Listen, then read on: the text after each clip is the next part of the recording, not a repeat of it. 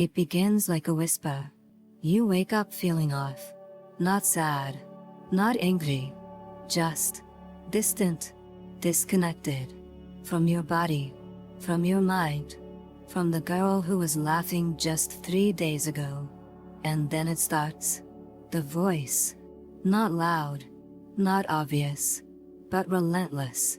You're too much. You're a burden. No one really likes you. You're going to ruin everything again. And maybe the first time you hear it, you argue back. No, I'm just tired. This will pass. But the voice doesn't care. It keeps going. You always mess things up. You're impossible to love. You're getting worse. And somewhere between trying to work, replying to texts, forcing yourself to smile, you start to believe it. Because it sounds like you. It uses your memories, your failures, your fears. It knows exactly where you're soft. And it stops there. Until you're standing in the kitchen, crying over dishes, convincing yourself that you're ruining your life. And no one even notices. But what if I told you that voice isn't actually yours? What if I told you your brain is chemically shifting, and the voice is a shadow of those shifts? What if you're not thinking? You're echoing? Because the truth is, your hormones influence more than mood. They shape perception, focus, self-image, memory. In the week before your period, your progesterone rises, then crashes. Your serotonin dips. Your nervous system sensitizes. Your brain becomes a theater of distortion. You're not just having a bad day. You're experiencing a biochemical hurricane. But no one told you. So you blamed your personality.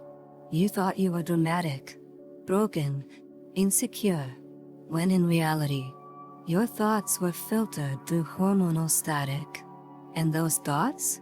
They lie, not because you're weak, but because your brain, in those days, is wired for defense. Hyper-alert, hypercritical, hyper-self-aware.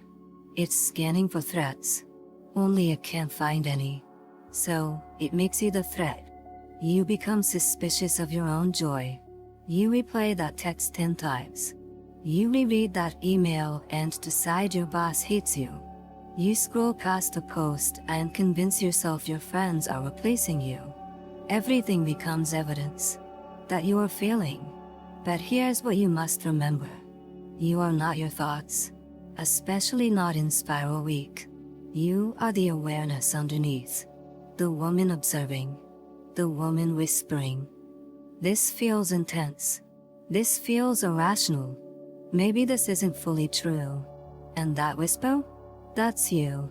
Not the storm voice. Not the liar in your head. But the one holding the umbrella. You don't need to fight the thoughts. You need to name them. This is day 24 thinking. This is spiral brain. This is hormone distortion, not reality. Because once you name it, you create space. And in that space, you breathe. The thoughts don't stop just because you named them. But now, they don't own you. You begin to watch them like passing cars. Noticing, labeling, letting them go. You wake up and feel the dread. But instead of spiraling, you whisper, "Ah, you again." The thought that says I'm not enough. And, just like that, you've separated. You've stepped out of the current. You've reminded yourself, I'm not the water. I'm the one watching the wave. That's not denial. That's strategy. Because here's what no one told you about hormonal depression. It mimics your past. It pulls from the darkest chapters.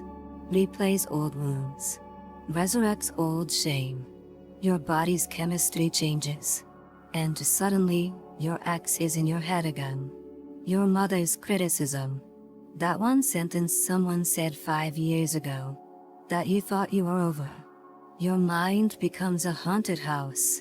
And every room echoes with an old pain. But this time, you know it's a trick. Not a spiritual failure, not a weakness of character, not a return to brokenness, just a moment, a phase, a storm on the cycle map. So you make a plan. You write yourself a letter on your strong days. A letter that begins with, if you're reading this, you're in it again. And you fill it with truth, with love, with memory. You remind yourself, you are not unlovable. This will pass. Don't isolate, call someone. Don't quit, pause. Eat. Drink water. Breathe. Because in the spiral, you forget. That's part of it. The chemicals shift, and your brain resets to survival mode.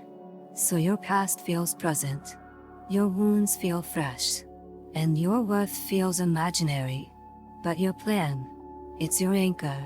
It's the thread back to sanity, to softness, to your real self, the one who is patient, wise, not perfect, but present. And every time you read that letter, light a candle, put on a playlist that suits you, cancel something without guilt. You reclaim a piece of yourself, because this isn't about fixing the week before your period. It's about honoring it, not pretending to be okay, but building scaffolding around your tenderness. Because the thoughts will come again. They always do. The ones that say, you're too much, you're a mess, you're not doing enough, you're too emotional, you're failing. But now you know how to answer. You say, no, I'm just feeling more right now, because my brain is loud, and my heart is raw, and my body is cycling, and none of that makes me unworthy. You say, this thought is not mine. It's a chemical ghost. It's a wave I'm allowed to ride without drowning. And in saying that, you take back your power. You begin to realize something extraordinary. You were never crazy. You were overwhelmed, unprepared, uninformed, and above all, unheard. Because no one taught you that female minds cycle too, that your emotional baseline shifts, that your inner critic has a calendar. No one warned you that the same brain that solves, plans, and loves can also attack you when your hormones drop. But now you know. You begin to track it. You color code your days. You name the thoughts. You document your debts. You prepare your calendar. You stop overcommitting.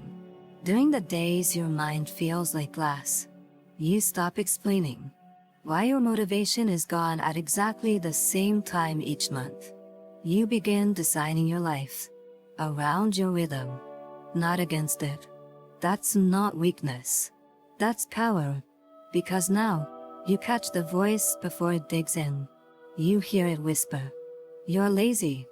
And you reply, no, I'm on day 26. My energy is shifting. You feel the urge to cancel everything, to ghost, to disappear. And instead of spiraling, you breathe and say, this is the part of the month where I retreat to protect my light. You stop taking the thoughts as truth, and start taking them as signals. Not shame, not failure, just data. And through this lens, you stop fearing yourself.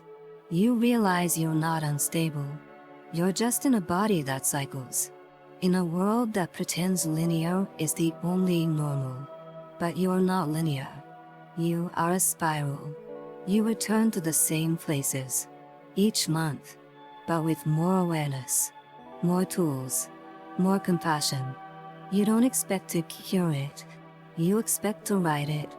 And that changes everything. Because now, you tell your partner, this week, I'll need more softness. You tell your boss, I'll be less available these days, but I'm planning ahead. You tell yourself, whatever I feel this week, I'm allowed to feel without making it mean I've regressed. And in doing that, you model a new way of being, a way where women don't have to pretend, where we stop gaslighting our cycles, where emotional intelligence means tracking when our thoughts shift. And why? You are not broken. You are tuned differently. And now, you've found your frequency. So the next time the voice comes, the one that sounds like you, but tastes like poison, you'll pause and say, "Not today." Because now, you've learned the secret. That thought is not mine. And I don't have to believe it, asterisk asterisk, ever again. If this resonated with you, don't scroll away. This is part of a series. And the next episode might just explain the mood swings you've been calling personality flaws for years. It's called How Your Cycle Hijacks Your Identity Without You Knowing. Click to watch. You deserve to understand your brain. All of it. Easy as that.